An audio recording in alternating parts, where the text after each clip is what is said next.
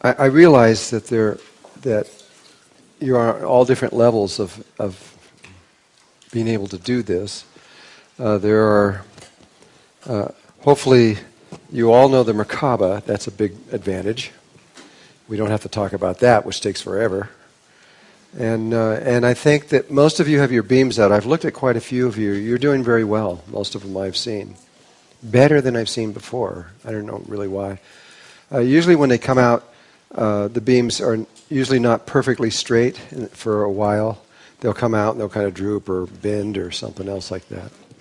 You want to know funny things as we're talking about sexual energy. It took me a long time to figure this out. Sometimes you see people and the things go like this. They're little like horns. And I thought it was kind of funny, but it is interesting that when somebody really gets into creation and they're doing sexual energy, they're really into it, their little side ones kind of turn into horns. They do. It's. I think that's maybe why we say that or think about it. But they do become horns in other animals and things. They literally, that is the places where they emerge. Anyway, so we know the Merkaba. We've got our beams of light out, and I think you've done pretty good on that. Just keep working on it, and I don't think there'll be a problem. Usually it just requires a little more energy. When they're crooked or got a little bends or things like that, it just means more energy. They'll straighten out. It's kind of like those long balloons. You blow them and they're not quite full. They pop out. It'll do that. And so we then know about the heart, and there's varying degrees of, some people can get in, some people can't, etc. And it's just, you just really have, that one, the easiest way is to really be very childlike when you're doing that and not get stressed out. I gotta do this. You'll never do it with that attitude. You have to be relaxed. And the connection to the earth and to the sun to create that vibration that gets inside of you, that finds your way. Today, when I lead you through, will bring you back through I'm going to use a different system, because yesterday we used the one where we go behind the heart and go in.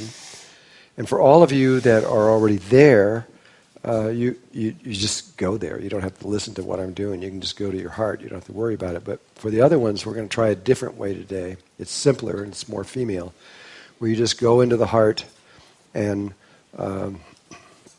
use an intuition. You say, I'm going to move, and when I stop, I will be there. And you just start moving, and sometimes it moves all around in different ways, or sometimes it goes straight to it, but whatever it does, when you stop, you're there, and you just have to trust yourself. It's a very simple, easy way to work, but it does work for a lot of people. So we tried the other one, now we'll try this one. But now you can use it a second time, that same procedure. It always leads you into the outer part of the sacred place of the heart. But now you need to find the tiny place. And that sometimes takes a long time. But if you use your intuition again, and you say, okay, I'm in, and you ask for light, you feel the vibration, and now you're sitting there inside the outside, let yourself move again with the intention that your movement will take you straight to that place. And then when you get there, it'll either put you right in it, or it'll bring it right up to where it is. And just trust it. Okay, that's it, and go in. And so today we need to find the tiny space, and that's what we're going to do. Does everybody understand that? Okay. Once we get into the tiny space, then immediately you begin to rub that spot on the tip of the tongue. Remember to pull it out, like sucking, like the clicking sound, like pulling it out, and then begin to massage. And every 2, 3, 4, 5 minutes, if it starts to get a little dry, stop, lubricate it, and keep going. And you just keep doing that. And then once you do that,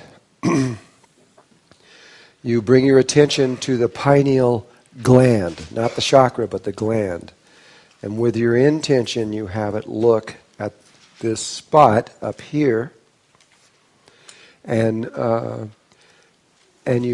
it's looking up, and you turn it so that it looks through this place. And at that moment, when you're looking through that place, it isn't essential, but it will help you if you slightly cross your eyes and you look at this place. So your eyes can be closed, but you ever so cross them a little bit so that you're looking up high where this place is, because it'll keep you focused on looking out of here and not out of here. It's so easy when you're in meditation to forget. And you're doing all this stuff, but you're actually looking out of these eyes and nothing happens. You can do it for 10 years, but nothing will happen. You must look out of this higher place. You know, like in India, you see the little red dot that they put in, but very often it's usually down low, down here. And it's not the place. It really is a lot higher. It's way up here. I know I'm spending a lot of time on that, but it's one of the places where people make mistakes, and it's one of those little mistakes that could just ruin everything. And then you look toward the pituitary chakra. And the pituitary chakra is kind of like when you're looking at this one inside of yourself, when you're putting the beams of light. It'll be either brighter or darker in a little spot in front of you. And that's what you're aiming at, but it's going to be up here, not down here. It's going to be high. And you just look at that, and you watch it, and you have to then wait for this green light. If the green light doesn't appear, you can't go beyond that at this time. But you know what to do. So you have to practice, and you'll find a place. And again, very often when you get home and you're in the safety of your own little place and everything else, there's not people watching and all that other stuff, it's sometimes easier. And at which point that light will appear. I've heard this so many times from people. Wow, I couldn't do it in the class. I tried, but when I got home, it seemed easier somehow, and we're able to do it. So once the green light happens, then remember, you'll see it spiral, connect, at which point instantly behind that you can follow right through with your intention and connect to the one out in space in front of it. At that point, the sphere will appear around you, and this will all be a halo. It'll all be glowing around your head. And you are now in the exact configuration to begin the process. Now, what I didn't say last time, and I'll say now, is that once, say you've done all this, it's all happening, you've connected all the beams, everything's there. You don't have to think about this sphere or the color. You're not going to see that because you're in meditation. But once you've done all that, you keep the tongue going, but forget this. Forget all this. Bring your attention back down to the tiny place in the heart. Keep the tongue going and just be in the image world. And just stay in the image world and watch the images. You can totally get into the images and anything else, but just keep the physical body connected with the tongue. And at which point you can either use intention and create you can actually create the images, or you can let the images flow and let life work through you, if depending on your nature and who you are. And I want to talk about this tiny space for just a moment too. The tiny space is where all the worlds were created, everything. Every last planet, every last galaxy, everything was created from there. And it's a place where what you realize after time is that when you're in this space and you're there, you and God are one. I mean, I know some people have a hard time even saying those words, but I think you'll come to the same conclusion. You can think of yourself merging with God or God merging with you, but it is, you're not human in that space. You're something else. And all sacred, all tiny spaces of the heart are all one. They're the same. And so you could, one of the things we used to do, and you could still do this even now if you want to, if you have someone that's died before, they're not even here anymore, but you can go into that space and ask them to be there, and poof, there they are, real, in the body that they had, what you're familiar with. And you can talk to them, and it's real time. I've even had people prove it, where people have died, and they left. This person was talking about where they left something in the ground somewhere or something, and nobody knew where it was or how to get to it. And when they went in there, they just said, "Where is it?" And they said exactly where it was. Bam, that's right where it was. You can set things up to prove if you want. And I do this all the time. I want to know. It's either real or it's not real, and I want to know for sure it's real. So I'm always making tests to find out. It's okay. This is like, the heart is like your mother. It's not going to, children test their mothers all the time. It's okay. It's not mean that you don't love your mother or anything. It's just you're checking things out, and it's all right. It's okay. And so you can run tests on it. And those tests, when you see them, they increase your confidence. They make you stronger, and it allows you to do greater things. So another thing that you can do, which is very powerful in evolution, is when you're in that tiny space, you can bring your higher self in. It's probably easiest to bring the angelic world in because we're so close in vibration to them. But you could bring higher forms of yourself in, and you can talk to yourself right then and there.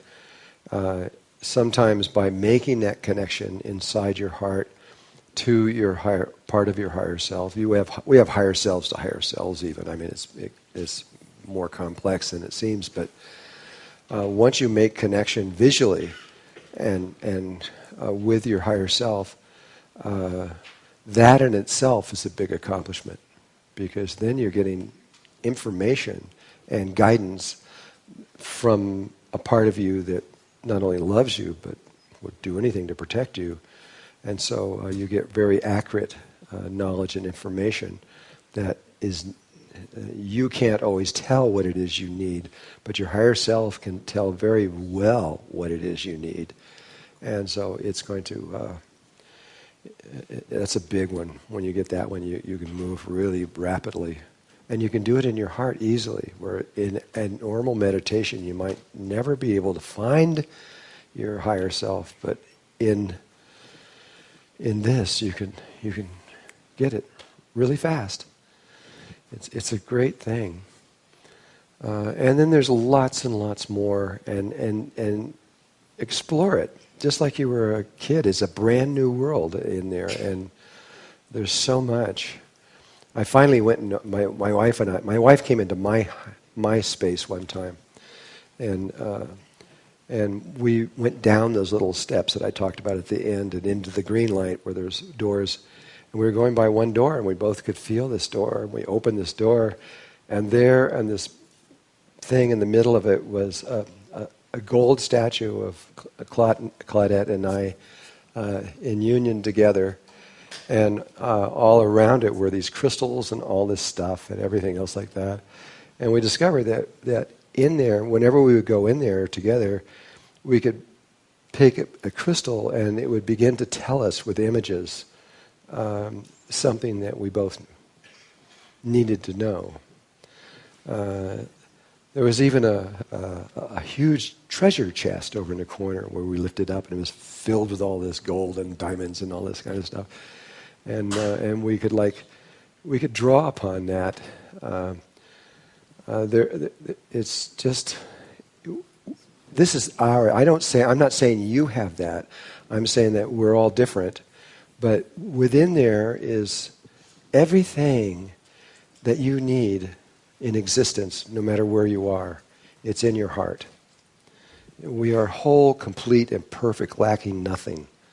The source of how to heal anything, the source how to bring anything to us, how to bring balance, how to do it, it's all in our heart. And the more you rely on your heart, the easier life gets, and the happier you get. This is a really good thing, and I hope you guys figure this out. But don't get too, this is complicated. The Merkaba is complicated, and just go slow, go at your own rate, and don't be afraid or say, I'm not going to get this, and I'm going to lose it or something. It's perfect. You'll get it at exactly the right time when you need to know and when it is, but you have to stay consistent. You have to keep working on it. You can't forget, but you don't have to worry about anything, nothing at all. Just do it, and it'll all come about.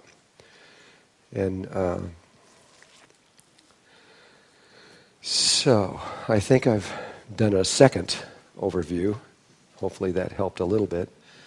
And now I'd like to ask what questions you have, because I know there's probably something in here you're not sure of. So let's just begin. Okay. I wanted to know if it's always needed to do the thing with the tongue, or after a while you can leave it. And the second thing, in what time do you need to operate the Merkaba in the normal sequence, if you start from the heart and not the Merkaba? Well, when we rewrite everything, it's the same information rewritten, we will begin here. And when you begin there, if somebody's starting all this work you've been doing, if you begin here and you go up through all these procedures and you go to the beam and you set this up and you connect this in, the Merkaba goes out automatically. You don't have to do it. And it's just an automatic thing. And then all you have to do is learn how to program it, etc., and all that other kinds of things. But the programs are, you can actually do the programming from, there may be, I don't know this yet, there may be simpler ways to do things where you can, just as you leave intention or not, you can do the same thing with the programming where you reside in here and you let your Merkaba be programmed by your heart. And without even your knowledge, even if you want to. And it'll just keep you exactly protected and everything else in exactly the right way without you doing really anything, really. The female way is always very simple compared to the male way. The male way is always complex. And so once we rewrite this, I'll understand it more, I'm sure, from everyone. So the other question, the first one you asked was? If you need to do the thing with the tongue all the time or after a while? No. You only have to do this thing with the tongue when you want to create. If you just want to go into your heart and be there, you don't have to do the thing with the tongue. You don't need to link this together. You can just be in here. But if you wish to create something, if you wish to know something, well, you can actually get to know something without ever going through here. But still, if you every time I try to make it simple, I keep thinking of things that are more complex. There are other ways to use this information, and this is sort of a beginning thing. It's like what she was talking about, where you can instead of going from here to here, you go down to the nose, you go to the chin. There are other ways to use this configuration. I don't know what they all are. Right now I'm only going by what the angels tell me is necessary. And we've dropped out this entire thing down here below because we don't need to know it. And so there's a lot more. My job is to get you and me and everyone over into the fourth dimension. Once I get you there, you just won the game. because everything from there on in, your body's going to grow really tall. You're going to get this big brain. You're going to know a whole lot of stuff. You'll know everything about this. And so it's not so, the main thing right now is just get there. And the rest of it will happen. So I know there are probably a lot of other things we could do, but we don't need to know it right now. Maybe you do, and if you need to know it, then you can go in your heart and gain that information. You can gain any knowledge of any person that has ever lived or ever will live from within your heart. It's literally infinite in terms of what's possible. The correlation that gets through the tongue, does it get like it's temporarily, or after a while, after several times that you do that, you don't need to use the tongue anymore? Any time ever that you are using this system up here to connect it with the lower sphere of the heart, and you are going to do something outside of what this, if you're going to function with both of these things together, what links them together is the tongue on the roof of the mouth. And the moment it's broken, that's broken. It stops. However, if you've been doing it, you can break it, like when you're wet in your mouth and you go right back to it, then it just instantaneously is right back again. But if you take it away and don't do it for 30 minutes, it's gone. You have to start all over again. Okay. You know, it's just like sex. Exactly the same thing. We didn't operate any of the beams on the heart. It automatically gets activated? The beams of the heart, the angels have described where they are and how they are, and also with the one below and how they work, and a lot of stuff to me, and have talked about the 8 breaths, and I've got a practice that I'm working on right now associated with the lower one. But I don't fully understand a lot of things that are associated with these beams and how they work exactly. But again, they're just giving me what I need to know, and they've given me more than I need to know, really. But I do know that anytime you're going to use this in association with the heart, you can't use this with the heart without the tongue on the roof of the mouth moving and touching. You have to do it. But sometimes you just want to go into your heart and just kind of explore. And like when Claudette and I went into that room, we didn't need to do this because we didn't need that. We were in the heart. And we were just finding this space that somehow we had both created. And she has the similar thing in her heart space. And so if we're just going to go into our heart and explore and or be or just have fun, which is to me is really important, then you don't have to do that.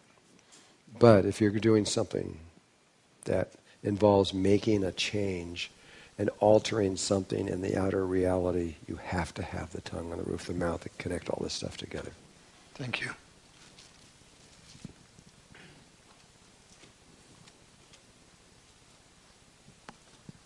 How long do you have to keep doing that, like at one session of a time if you want to create something? You mean with the tongue? Yeah. As long as you are, until you're done. Once you set this up, then you've just got all the energetic flow set up. Mm-hmm. But then the real work happens in the tiny space of the heart. Mm-hmm. And so once you're in there and you see the image and you see what it is that you're about to create, then you just know it's done. When you get to a place you just know it's done. When it's done, it's done. You can stop. Awesome. Thanks. Because it happened. The translation from here to the big outer sphere happens very fast. I don't know exactly how fast, but it's very, very quick.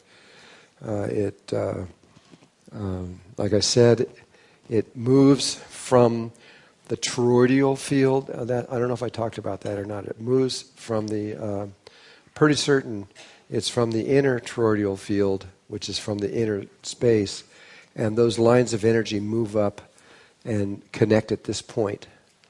And these things they really are like antennae that receive these images. I'm sure that if we were in a cosmic university right now, they would think this was like a child's drawing, and they would probably go into extreme details and all kinds of levels. But on a basic level, it's this point is what's so important. This point above the head, one hand length above the head, right approximately there.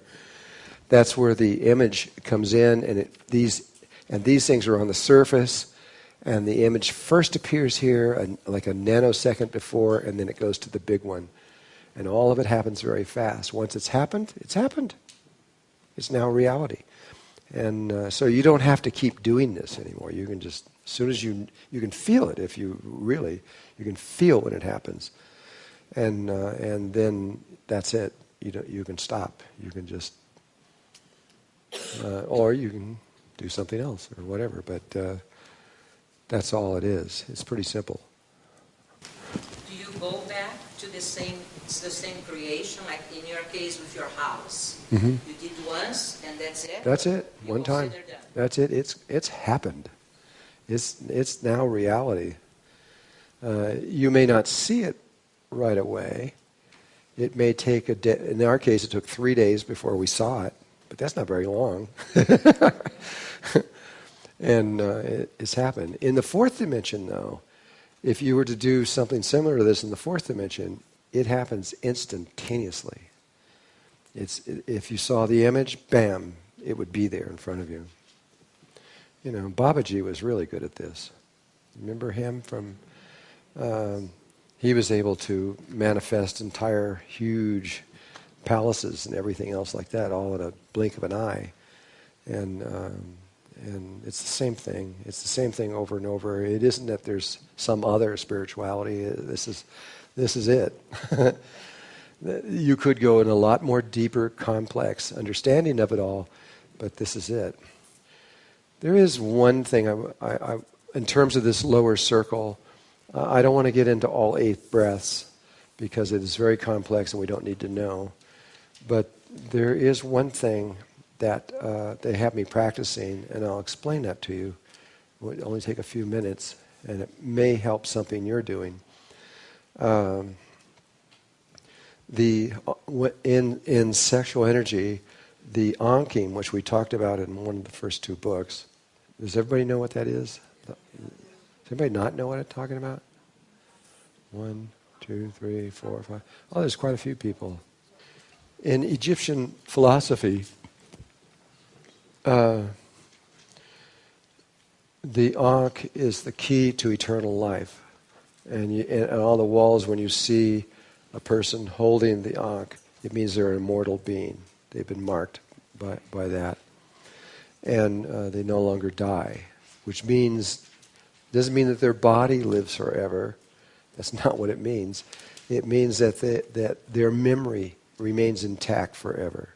They never lose memory again. It goes on and on and on and on. And also, even though you've lost your memory now, immortality also means you gain all of your past memory as well. And so the anking is really important in sexual energy. I guess for people who are watching this film, it is a good idea that I do this. There are energy lines and channels besides the meridians and all these other kinds of things, the way they flow. There are geometrical energy lines in the body. And there's one that runs straight up the body, and there's another one that runs on a male exactly across the nipples and goes out. And that forms that cross, the Christian cross.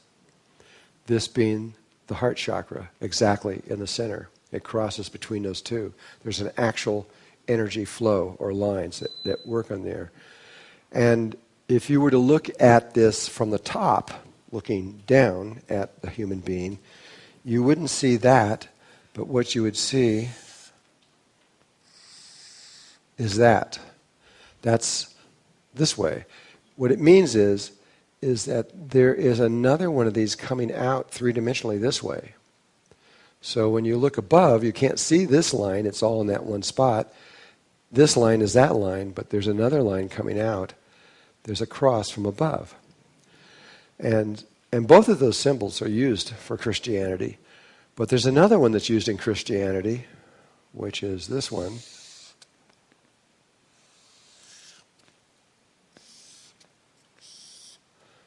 It wasn't drawn perfectly, but all that should be exactly at that point right there.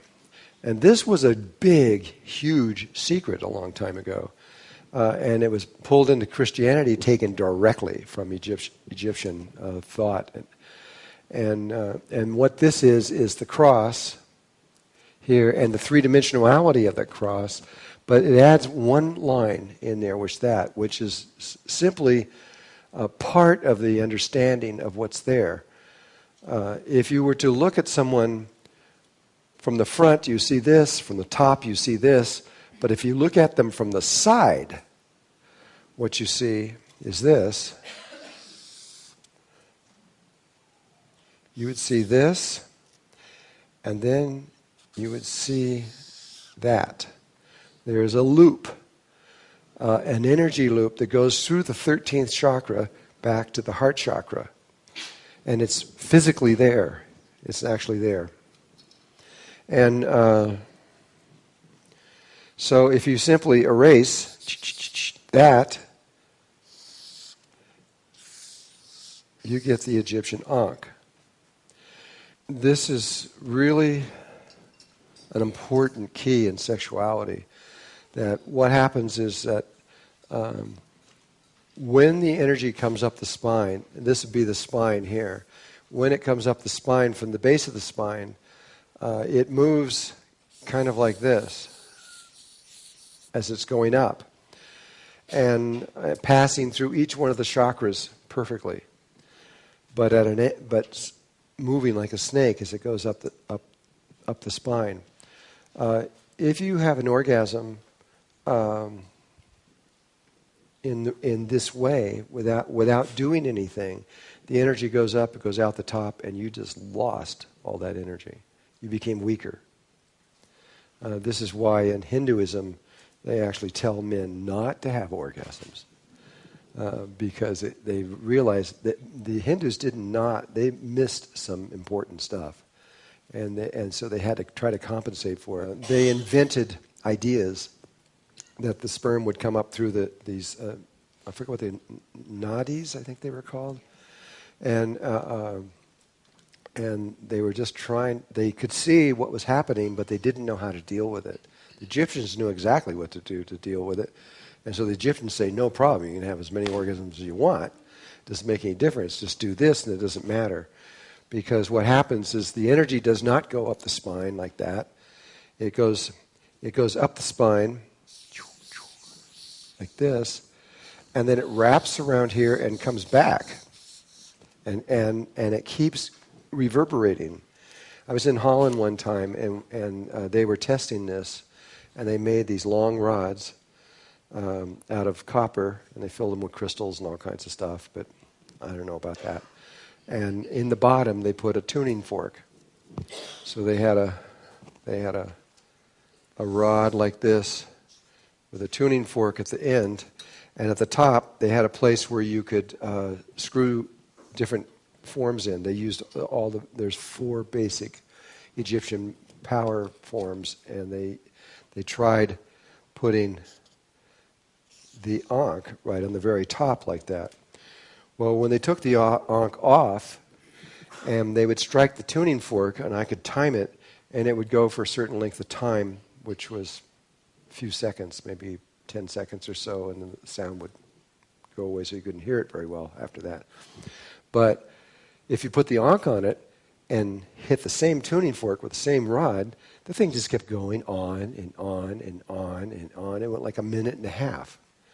I mean, you could easily see the difference in time, and that's what happens in your spine when you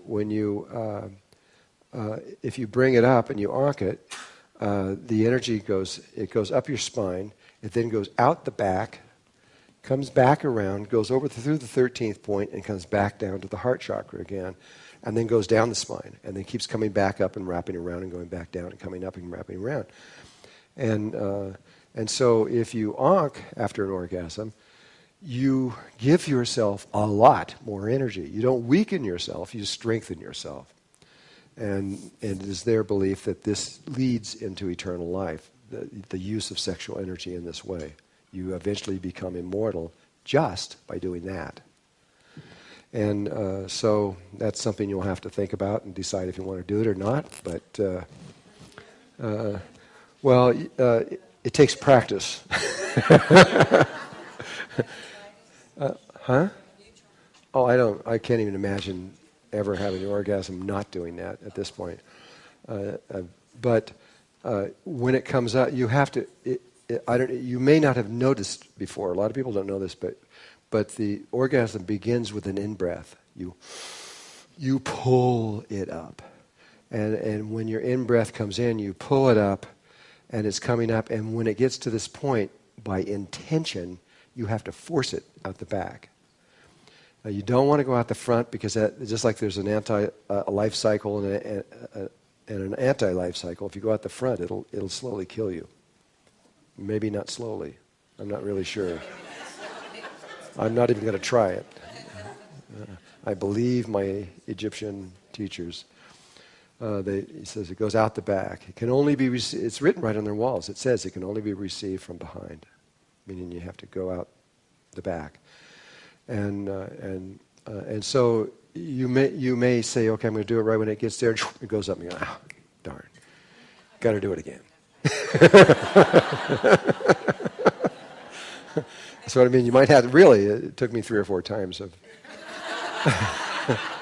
Might take a little practice, but eventually you'll get it. And once you get it, then the body gets it. And once the body understands it, it's easy after that.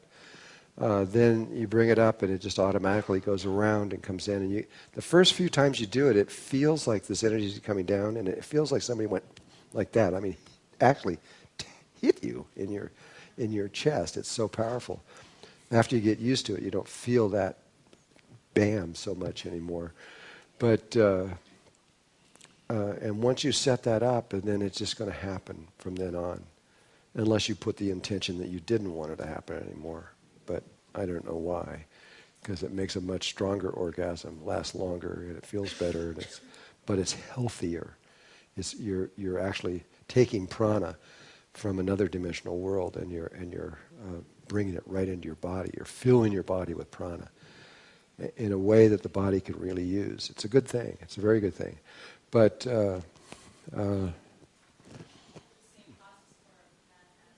yeah, it's the same. When a man and a woman are facing each other, one's going one way and one's going the other way. And it's that counter-rotating field again. They're mirror images of each other.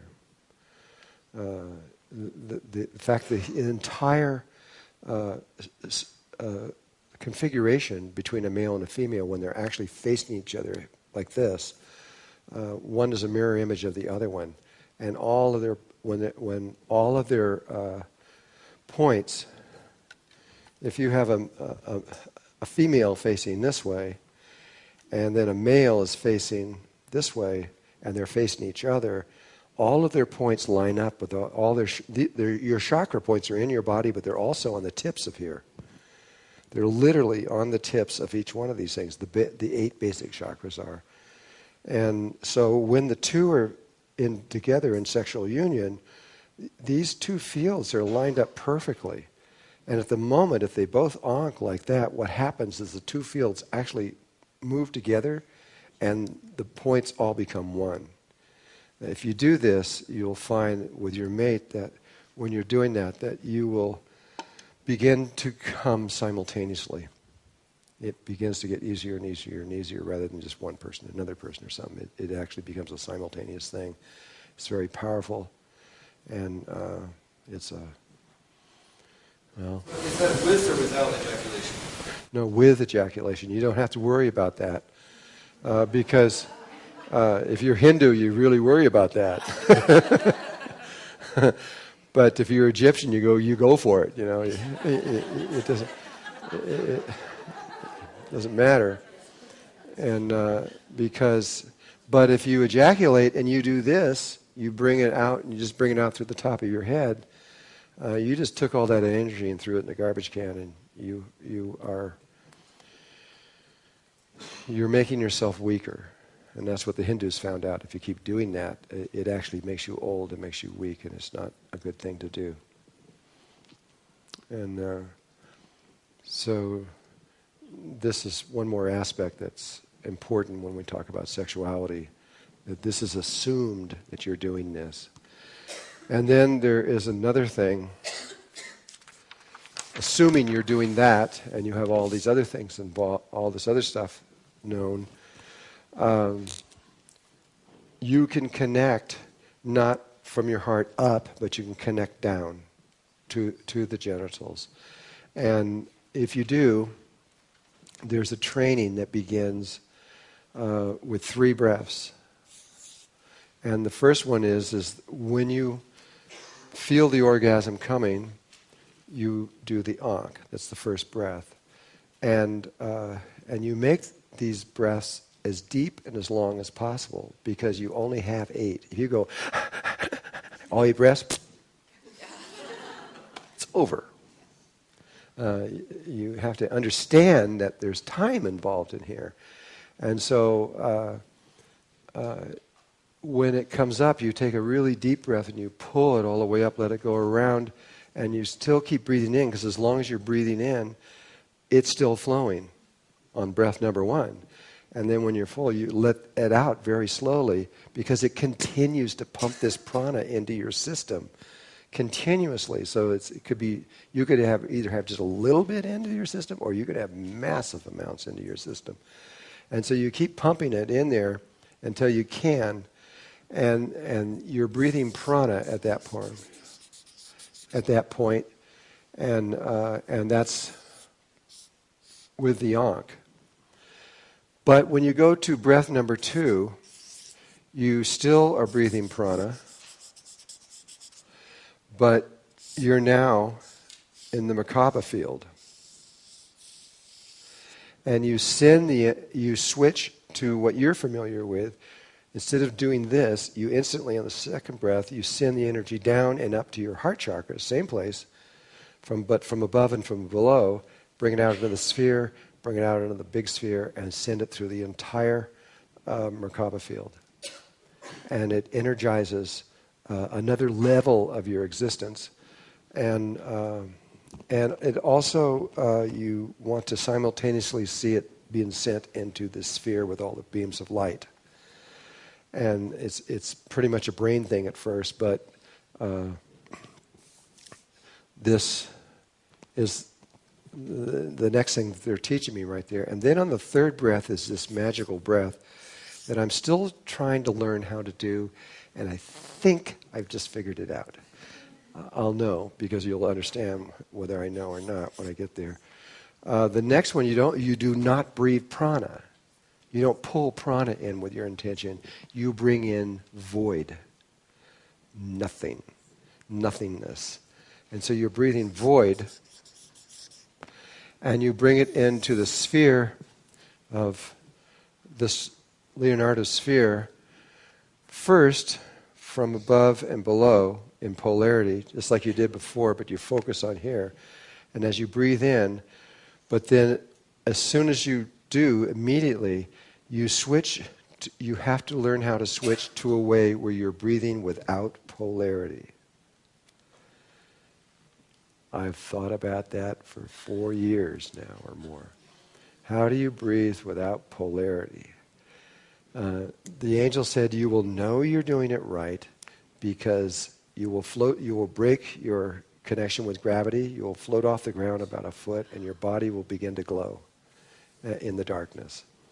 And this is what all these saints are doing that are around the world that are in caves. They're breathing void. The only thing that's necessary to create is spirit and void. That's the only 2 things that are necessary, and they're maybe the same. But gravity is another thing that seems to be associated with void. The Russians have discovered that they now have found out that the gravity, which is everywhere, in the same way that void is everywhere, or the vacuum, they have now found out, and this would take a lot to explain, and it would take a long time, but what they're doing, the science that's coming out of Russia right now supersedes everything on Earth that I'm aware of. There's nothing greater than this. And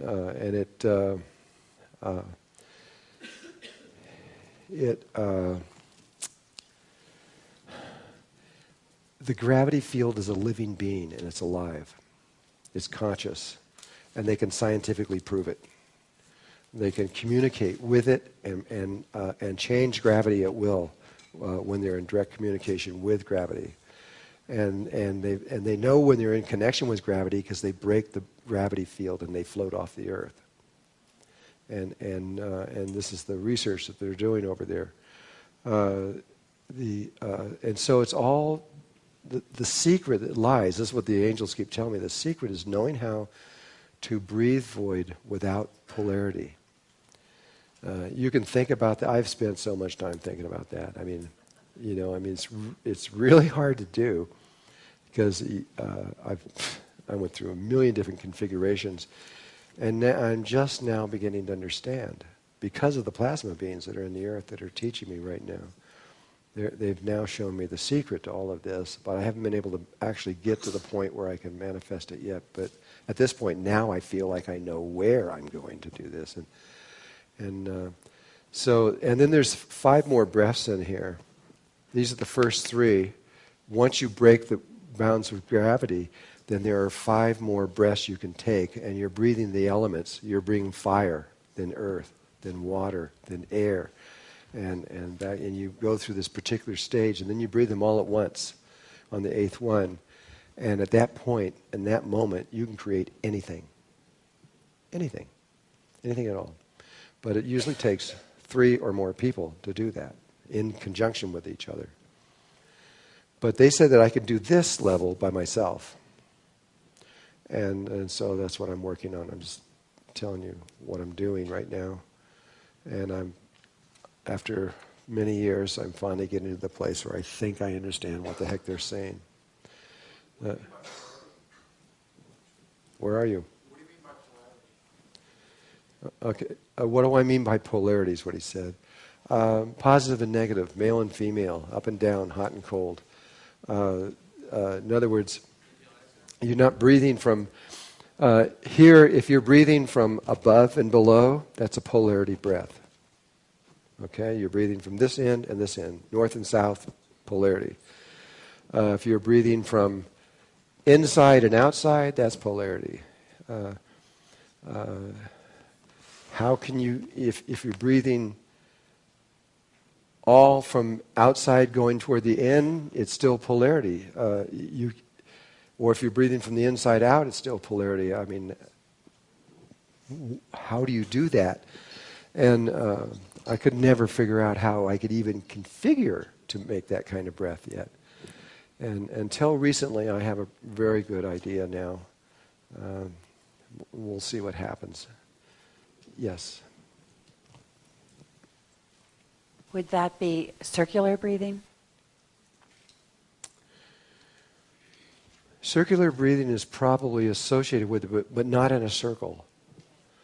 I believe it is a configuration that life uses. Remember when I talked about the golden mean rectangle, how it will go in forever and out forever, and there's 2 universes, but they're the same.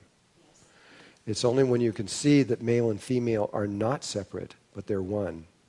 And if you can get them, if you can get the opposites to be one and not 2, then you're breathing from without polarity. And yes. You know how when you're bringing the breath in from the top, you imagine the energy and prana coming in from the top and also from the bottom? Mm-hmm. What if you closed off the bottom and you only brought the energy in through the top? Well, that's the same thing as like breathing. If you have a sphere and you're trying to only come in to the center,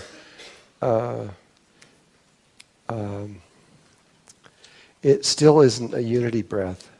Okay. There's still an inside and an outside of, this is like your body, only in this case it's more like the earth, but it's still your body. It is something, I tried that, it didn't work. I've tried a lot of things, and that's one of them too, and it didn't seem to work. And only till when I was asking this question to the polarity beings, the polarity beings, the plasma beings, they were the ones that showed me what I needed to know, and where the inside of the earth is the stars. The inside is the outside, and the outside is the inside. There is no difference between them. And so now that I see that is the reality, because it's not even there's no doubt in my mind because I was there. I went through it, I saw it. And I just as I've seen the outside, I've now seen the inside. And there is no difference between male and female, except in the way we perceive. It definitely makes a difference in how you move. If you try to move from here, from a spaceship off the surface going into there, it's very difficult to go great distances, except by doing exactly what we did in the Earth, where you go into the stars. You go right through the sun. I remember when I did this coming here, when I came here from Sirius, I flew this huge ship. I told you that. And the being, I walked into a being that had been trained to fly this ship, so I didn't have to learn how. So I just rolled into this body, stood up, I was 16 feet high, and I just knew everything. I just knew exactly what to do. I looked at the ship, and I know what that is. And I went down there, sat down, and there was all this panel. I knew what every single thing was. And we took off. It took 400 people to fly this. And we took off, and we made this big, huge arc off of Sirius, third planet out from Sirius B, made this arc around, and came right at Sirius A and went just as fast as we could, just right into the sun and right through the center. And 90 seconds later, I came out this star, our sun. So I traveled all the way from Sirius to here in 90 seconds. And came out there and slowed it way down, and then went to Venus, where I began my training. But I remember, as I was making that loop, that's the one thing this body that I was using didn't know. It didn't actually understand how it worked. It knew exactly what to do, but it didn't understand the mechanism of how flying into a sun would put you somewhere else. And then the plasma beings had me do this consciously when I was in there, a very similar thing. And I get it. I get it now. I understand it. It's really simple. And but I'm still learning, and so it seems like the more you learn, the more questions you got. It just never seems to end. Yes. I just wanted to ask you to explain more about the second type, where you send the energy to your Merkaba. Like, how do you do it? Like, do you connect? This one? Yeah. Do you connect with heart chakra, or you just go down and do you ank? This one is just anking, and we just explained that. But on the very next breath, with intention, you do what you do, where you bring the prana from the two poles and meet it in here, and then when it radiates first the sphere and it goes out of the sphere, you let it keep going. You don't contain it in anything. You let it keep going through all of your energy fields. And around this field here is a sphere, exactly the width of the disc. And so for you it's about 54 feet or so. And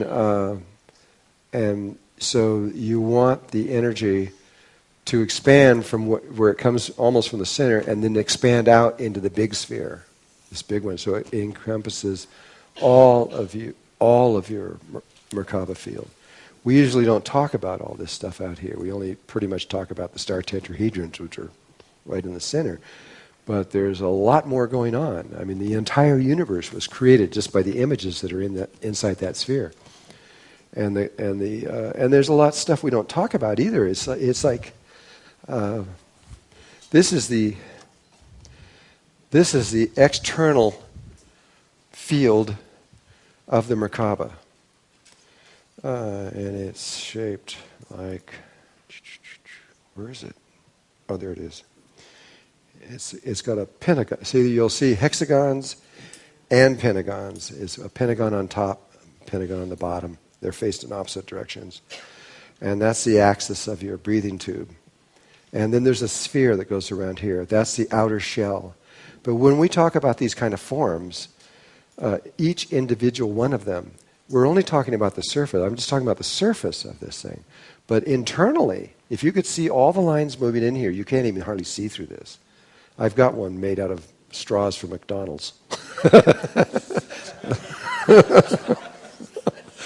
It's very cool, though. Yes. And because there's 60 of these on here, and each one of them is a tetrahedron. And then they start forming these 5-pointed stars and 6-pointed stars that go in toward the center. And when you get all the lines of energy that's in there, it's like a solid ball almost. There's so many lines you can barely find a place you can look through. And that is the true energy field of just this one shape. And you've got thousands of these shapes inside of here, and each one has a toroidal field that's on it also. You've got a torus that goes out from this. It's even bigger, and there's these toruses inside of there, lots and lots and lots of them. They're all aligned except for the heart. It's the one thing that is not aligned, and when that orgasm happens, the whole thing aligns, and you're all linked together for the first time. We're in one organized structure. That's all that's missing in us is that we don't have our heart aligned with everything else. And so, anyway, this is the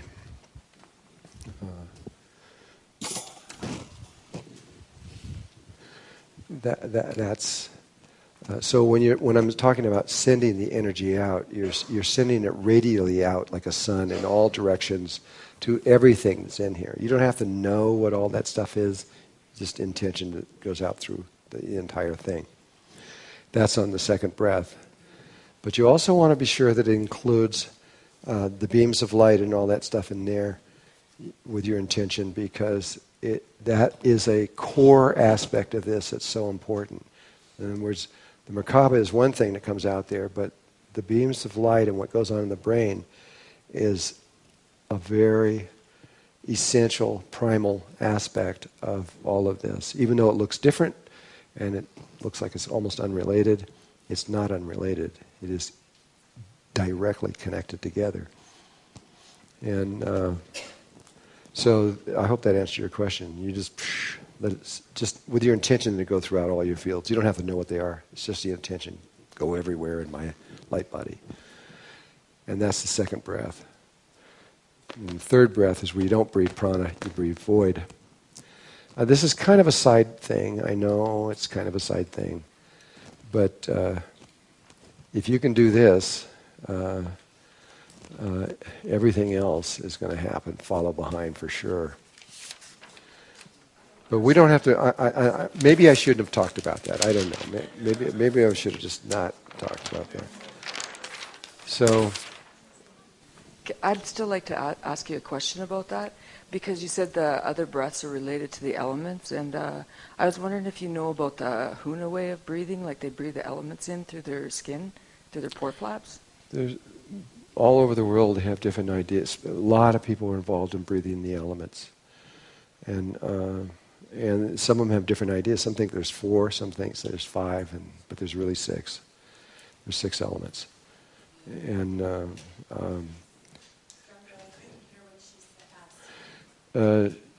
she was talking about the kahunas, right? And the kahunas, she was talking about them breathing the elements. She didn't get into detail of what that was, but she was talking about them breathing it. And I just said that all over the world, there are people who understand the importance of breathing the elements. So if you're breathing fire, you're not breathing flames. You're breathing the essence of what fire is. If you're breathing earth, you're obviously not putting dirt in your mouth. You're breathing the essence of what that is. And when you breathe the elements, when you're creating something big, like a planet, and you want a planet to appear out of nothing, it requires all of those elements, all 6 elements, to be involved in that breathing process, or you won't create anything. And but there's fire. Fire is the tetrahedron. The cube is earth. Octahedron is air. Icosahedron is water. And pentagonal dodecahedron is prana. And then what void is a sphere. And the sphere contains all the other 5 elements in the surface. So all of those 5 elements sit on this. A sphere will contain them perfectly. They'll be on the surface. And so void, or nothing, is the key to all creation.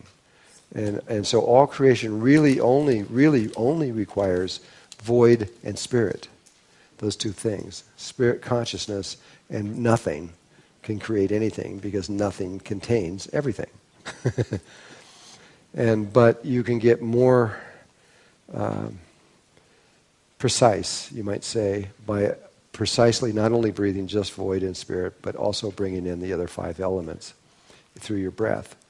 And when you do, you're setting up a vibration that is possible for anything to take place. Well, I don't want to go into the sequence right now, because we don't need it. That's what I was trying. That's why I'm feeling I'm spending too much time down on that 3rd lower sphere. We need to be in this one and continue this process. And so, and when you get to the other side of where we are right now, you'll know. You're a master on this. You know it inside and out. You'll remember everything. Oh God, yeah, here it is again.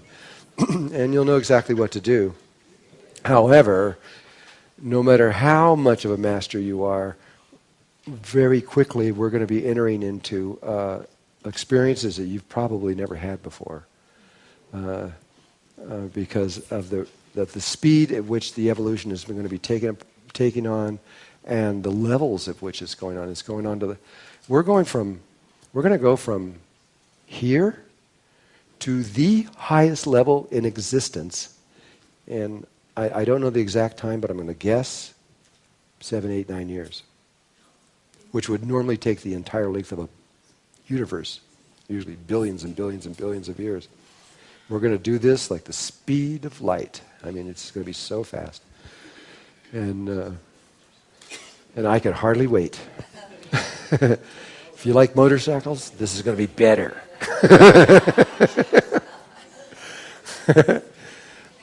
So what I'd like to do is let's practice some of this stuff right now, okay? Let's get into the real thing. We've talked about it enough. I think we need to begin. So, okay, let's just practice all the way through it. And I'm going to turn this. You guys are going to have your masks on, and I'm going to turn this way so I can get a reference of where I'm at.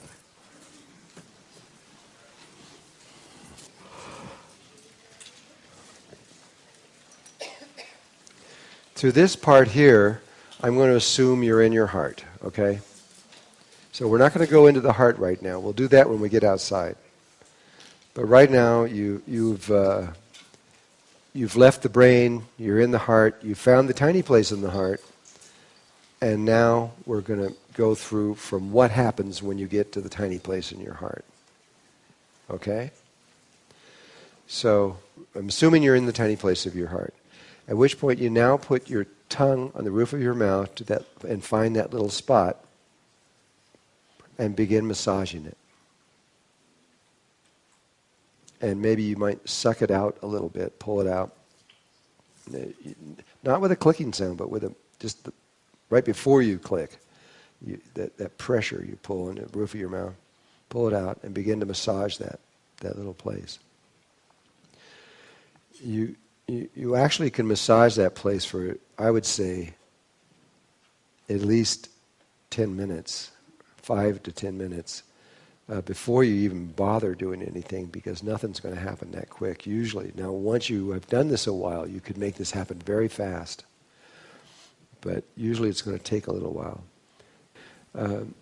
You begin massaging this place on your mouth, and again, you don't need to do anything else for a little bit, because it takes time for this energy to build and become sensitive. But when you feel that it's becoming sensitive, then that's when you know you're in the tiny space of your heart. You know where you are, but you bring your attention up to the pineal gland. And then with your intention, you tell it to look to that place that's way up above your other eyes, up higher. And you have it rotate the eye and look in the direction of that opening. That's with your intention. It's the first thing you do.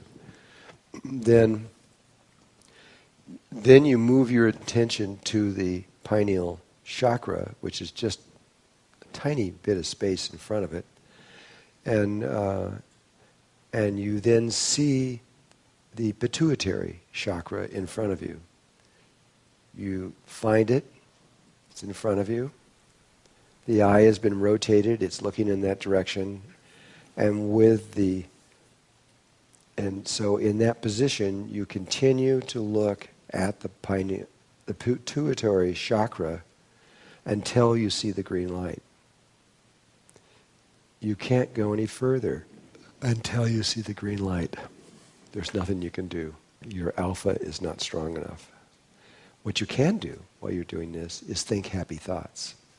It's kind of like Peter Pan. It's the way he was able to fly.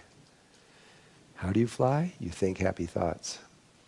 And seriously, really, you can start thinking about someone you love, or while you're doing this, or you could just feel joy. You can anything that makes you happy and feel happy.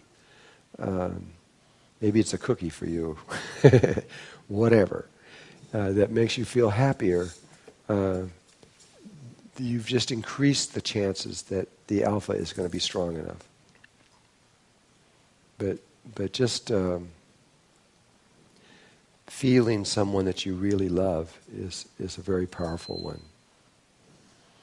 And then there's nothing you can do at this point but continue the process with the tongue, knowing you're in the heart, tiny space of the heart, and looking from the pineal chakra to the pituitary chakra, and you have to wait till the light comes.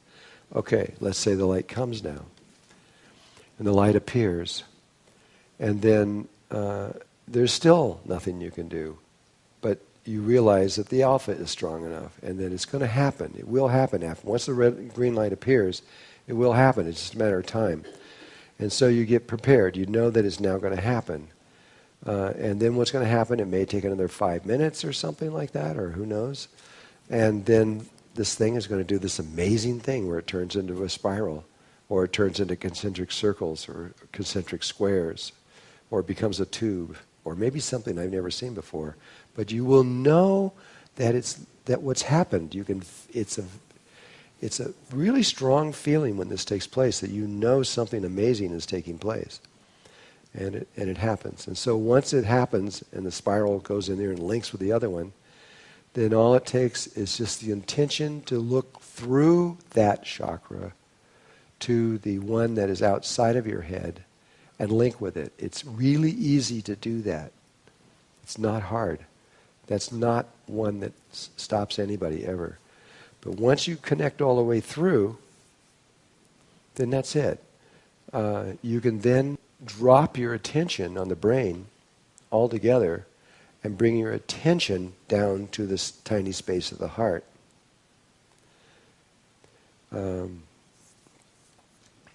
Except that you must continue the tongue moving. And now you've done that, you then either use intention or not. If you use intention, then you intend for something to happen, and you see and sense and feel the images associated with that. And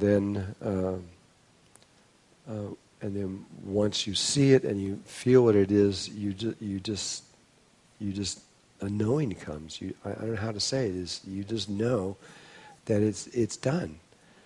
At which point, it's over. You can drop the tongue. You can do anything else like that. You can either come out of the meditation, or you can go in and just stay there and keep meditating, or do something entirely different. But the creation process of what you just did is done. It's really simple. It is not complex once you understand what's going on.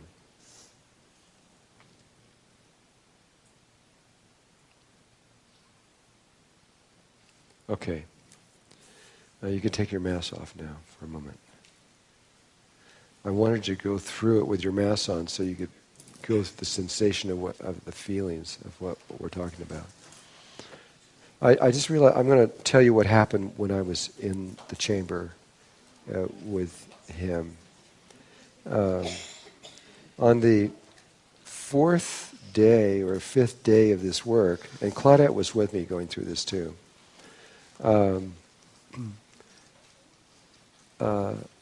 Dr. Hart confided in me that he was about to lose everything he had. At 5 o'clock that evening, he was going to go bankrupt. And he had to go to the bank and sign these documents, and he lost everything. Because what happened was, they created, using the secret, the brain function, they've been able to prove that that's true scientifically. But and when I talked about the negative side effect coming from what you don't see, he goes, yeah, we're figuring that one out now. And what happened was, they went in and they used the brain to create so that he could make a whole system up in Canada.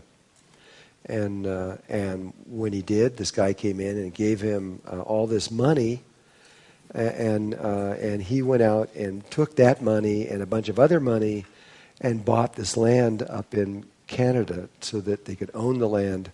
But he went way out on a limb to do this. So he was financially vulnerable. And then the dark side came in from the back, and the guy who was supposed to give him the final $1.5 million, which had paid off all of his bills and everything else like that, was taken by the IRS, and all his assets were frozen. And so, no money. He was out. He was going to lose everything. So he said to me, he says, I understand what you're doing now. He says, but I don't know how to do it. He says, can we do that? And he says, well, something like this is going to take 3 people. And so Claudette went in one chamber, I went in another chamber, and Dr. Hart went into another chamber. And then I was the one that was going to do the dreaming. And so I just went in there, and once I set everything up with all this stuff that we're talking about, then I said, then I saw the image of somebody coming in and saving him at the last minute. And then the images came in of these things being formed all over the place. It was kind of interesting watching what was happening. The more interest, I was letting God do it, so I was watching more stuff was coming in and all kinds of things that, I was watching all this. And then at the very end, there was this image that was just like thrown in there, which seemed pretty random. It was that Dr. Hart was going to go on Larry King Live and all of this. And I go,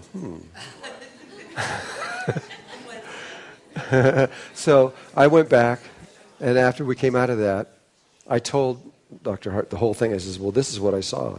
And then at the end I said, and looks like you're going to go on Larry King Live. He goes, are you kidding me? And I said, no. This is what it said. So what happened was he went to the bank at 5 o'clock that night. He said he was down, the pen was heading to the paper, and this person broke through the doors and said, "No, no."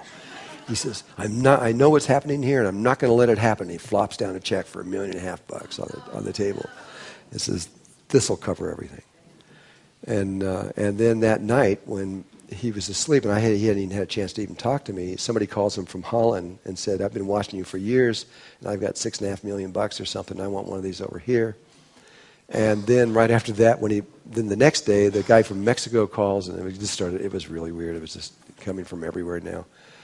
And so Dr. Hart told me, he says, "Well, it worked, or at least something worked." He says, "Because I was saved. I'm not going bankrupt, and I got everything."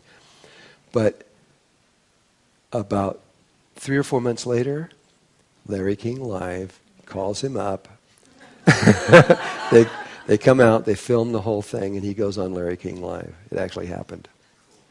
And that was the piece. I think that the reason my heart did that was the other things you could say, well, that's coincidence, but that's just too much to be coincidence. It was like, oh yeah, well, try this one, And that's what happened. So I think that we're just about ready.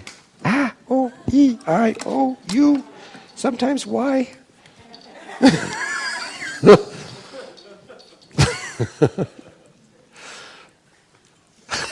I'm losing control of my voice. I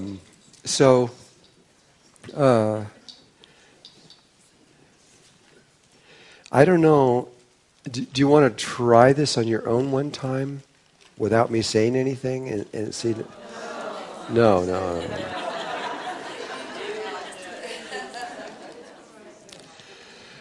Well, then in that case, let's go out to the land, and I will talk you all the way through it, and we'll just go through the whole thing. But all you can do is get to that place with the green light, and if you can't get the green light, you can't go any further. But if you do get the green light, and what I found in the past is 30 to maybe 40% of you will get the green light, and maybe more this time because there's 51 people that's already been in their heart. You guys can go all the way after that. Once you do that, you know what to do. Once you see the green light, it links, and then all you do is just look through to the other one. That links, and then bam, you just go down to your heart, keep the tongue going, and everything's now done inside the heart. Here we are walking out into the beautiful nature of Sedona and her red rocks that seem to be reaching to the clouds, about to have our final meditation with our group. People are excited not only because of the natural beauty, but because of our inner beauty that becomes so obvious once we enter the sacred space of our heart. As we come to the completion of our workshop, we can reflect on the stages of growth that we have experienced. On the first day, we began to realize how powerful love is and how we become weak when we enter into fear. But with love, we can change the world. And Claudette's Blue School opened our heart to our human potential. For example, she showed us our ability to see spherically, and it was only the beginning. On the second day, we learned that we can heal anything, any human disease, and talked about masters as they performed what seemed to be miracles. But really, it is just science, and it is something that all of us can do if we only focus.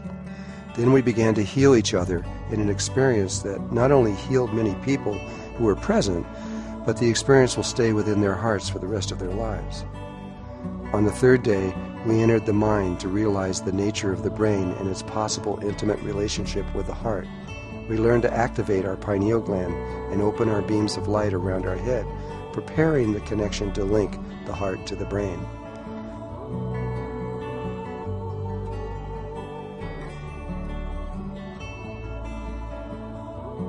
On day 4, the door of knowledge opened wide, and we learned, or more accurately, we remembered, the inner science of ascension. We reconnected our beams of light coming from our pineal gland And then we reconnected our heart to our brain and opened our third eye, making it possible to dream a new dream. Finally, on this, the last day, we studied the Tantra of the heart, the use of sexual energy with the creation process, and exactly how to create from the tiny space of the heart. Now we are ready to truly begin to ascend into the higher worlds of consciousness. All you need to do now is to practice, so the meditation becomes a natural part of your consciousness.